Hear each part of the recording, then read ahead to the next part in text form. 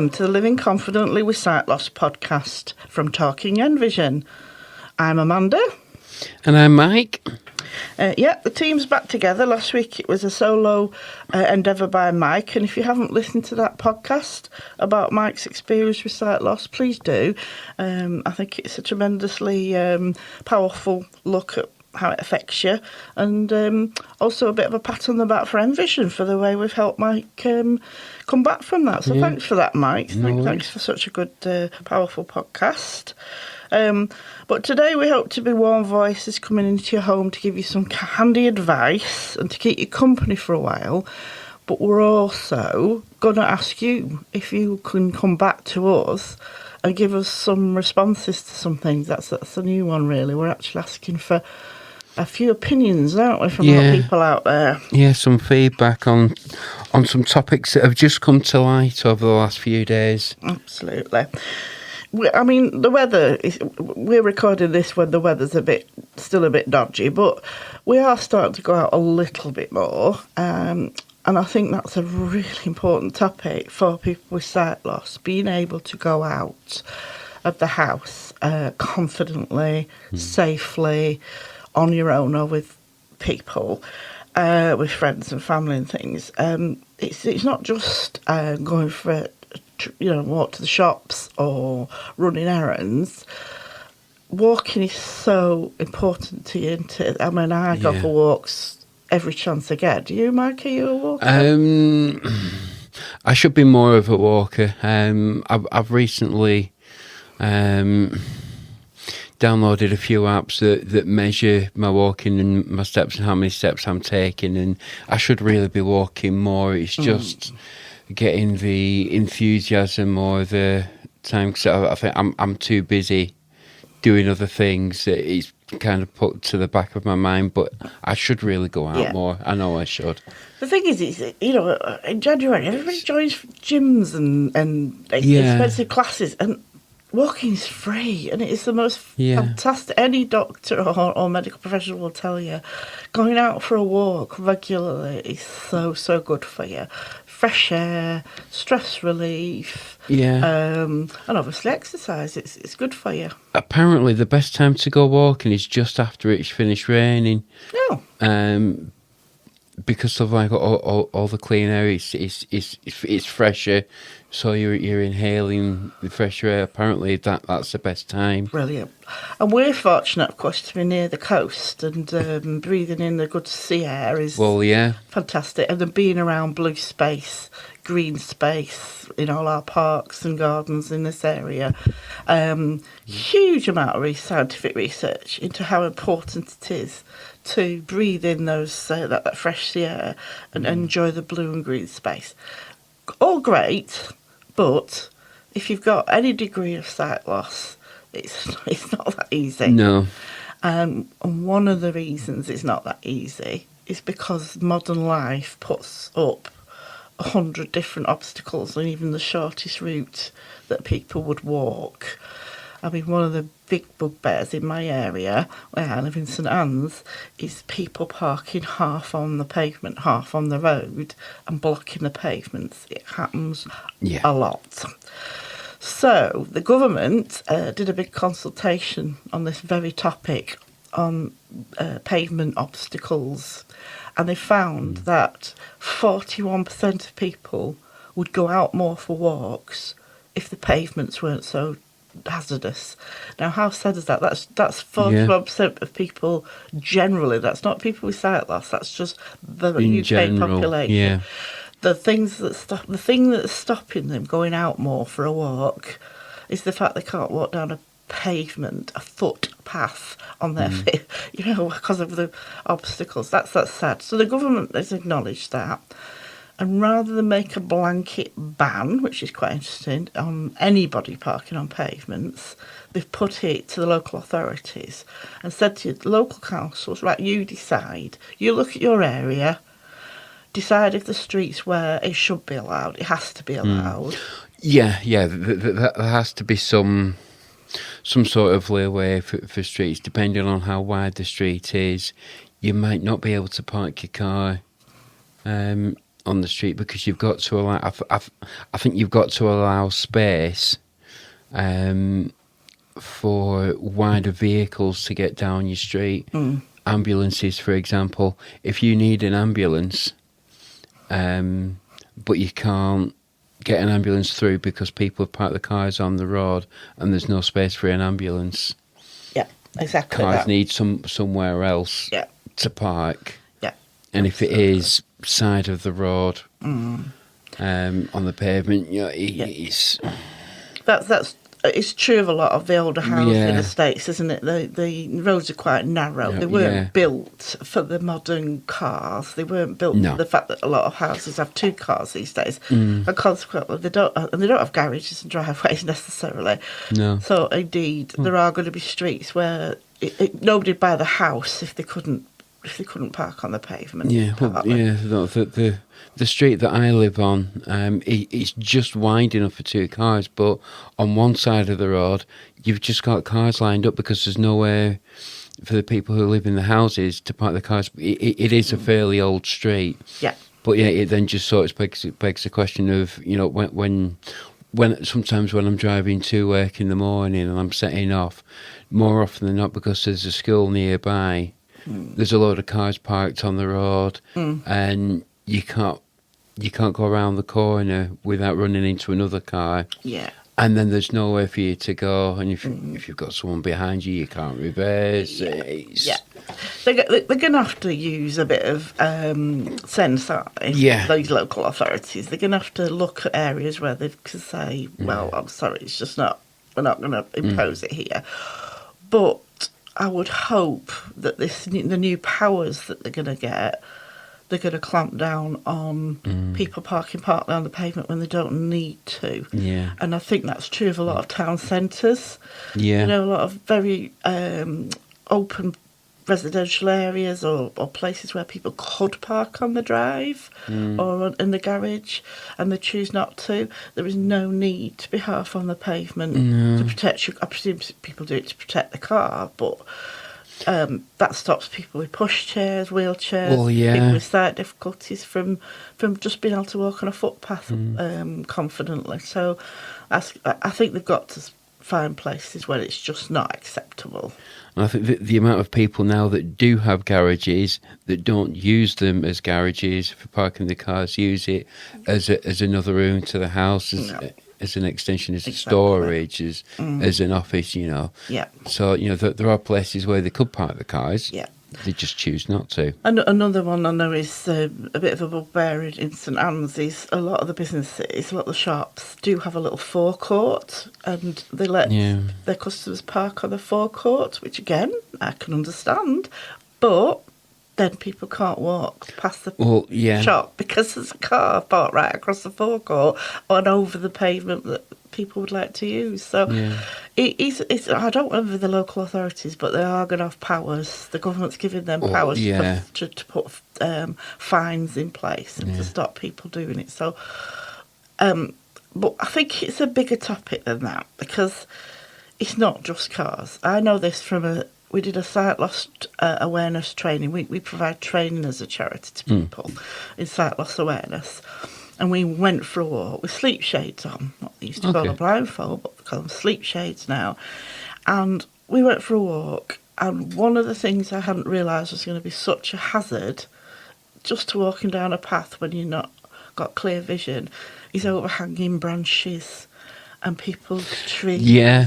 And you suddenly walk and you've got a face full of bush if you don't. You got all these prickles and leaves in your face because somebody's left them, not kept the garden tidy. Or, what else would be a hazard on the pavement? Well, you've got cracked pavements as well. Yeah, so if the pavement's uneven, if it's all flagged, if they start having cracks in there, drop curbs is another one. Yeah. If you don't see that if you don't realise it's not a drop curb, you could be walking into a hazard there. There's lots of little things. If it suddenly goes from pavement to road and you don't know about it, or if there's a grassy area and it's all muddy, you could potentially slip on that. Yeah. I mean, sometimes when they're building roads, and I know they've done a lot of work in our town centre and St Anne's, and they've put the different surfaces. So as you're walking, you can actually feel the surface changing. So near the pedestrian crossings, for instance, there's like knobbles in the concrete, so that you can feel under your feet that you're coming up to something a bit different. So that's when planners do things like that's handy, good. Isn't it, really? Something that I've just thought of as well, you're mentioning roadworks, doing things like that. I don't think there's any signs or anything to say that there's roadworks, or that there's an obstacle saying like pedestrians use the other side of the road or follow this. I don't think there's any like lights or anything. Yeah, something more obvious than a sign that can be at ground level and you're trying to look somewhere else and you don't. Yeah, that's true. So the thing is, we've talked about a lot of the issues that make it a little bit nerve-wracking to go out when you've got sight loss.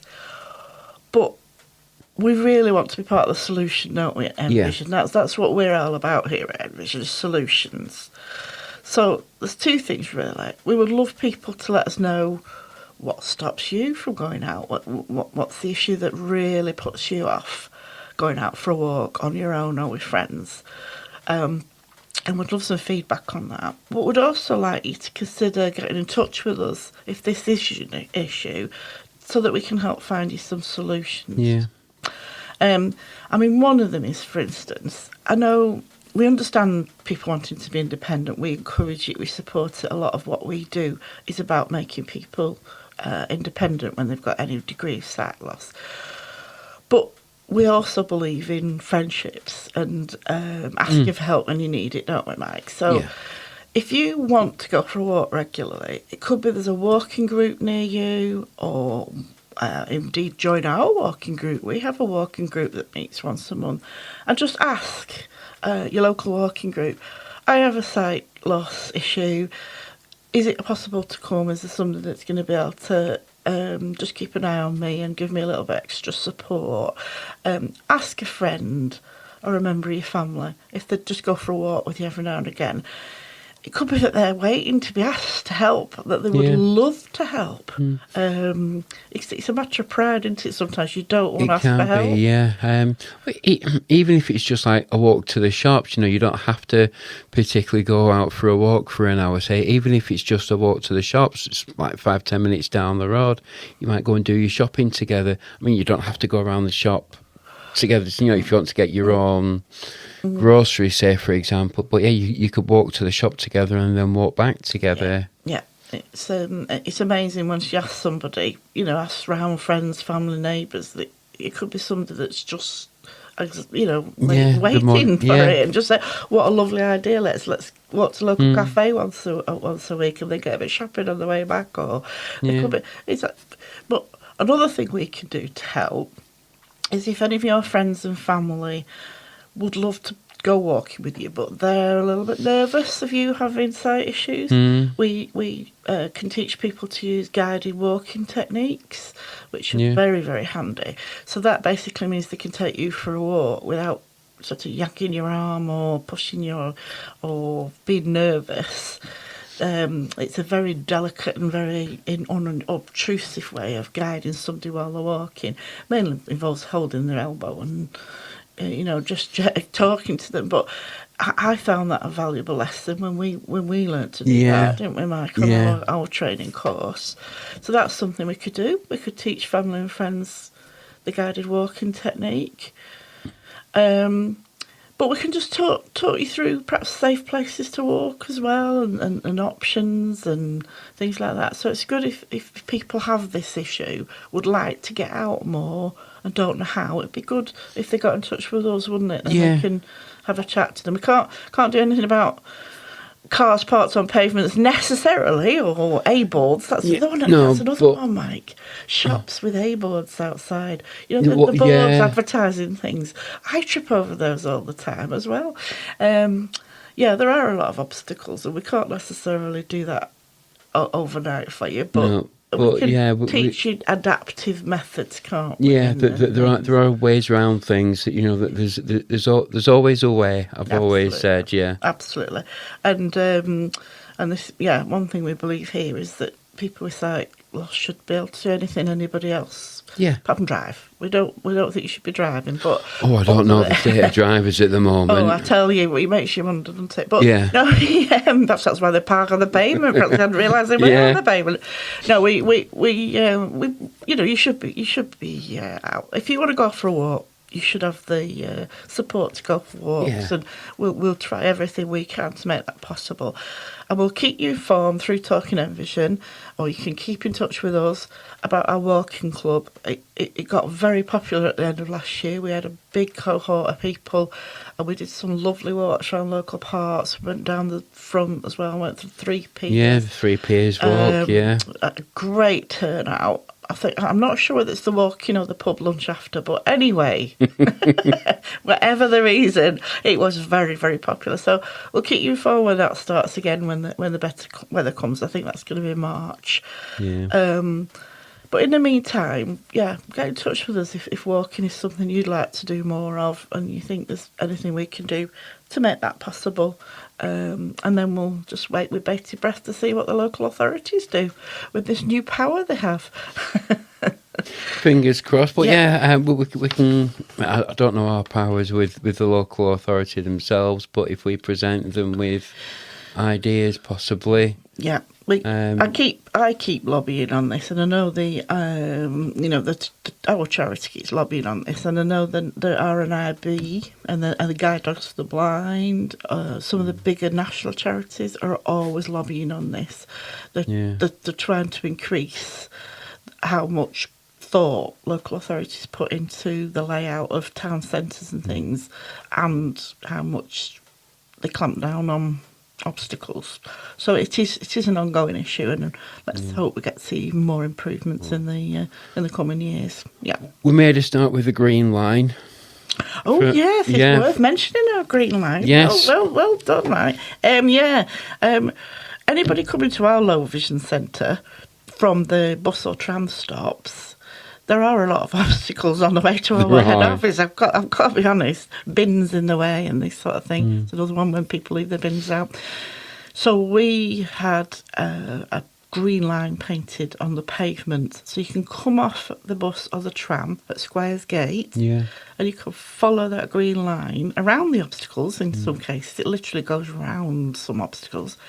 You can follow that green line right to our low vision centre, can't you? And there's a row of shops on the main street, and they've all got, you can't park your cars here in front of the shops.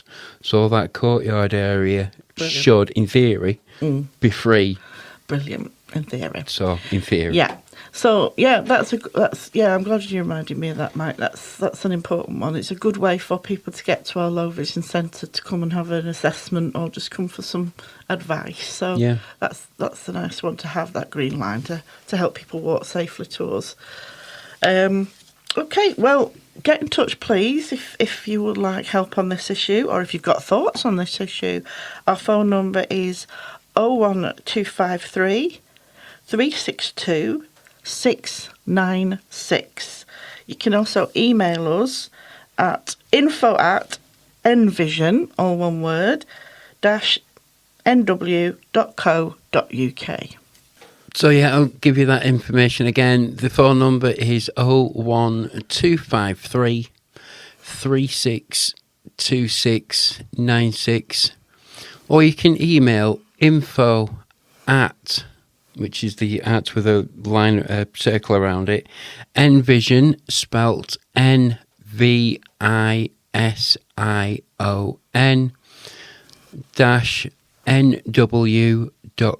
-nw.co.uk. Brilliant. Right, thanks again for everybody for listening, and please spread the word about these podcasts, and we'll be back soon with more chat. Thanks, Mike. Thanks, Amanda. See you next week.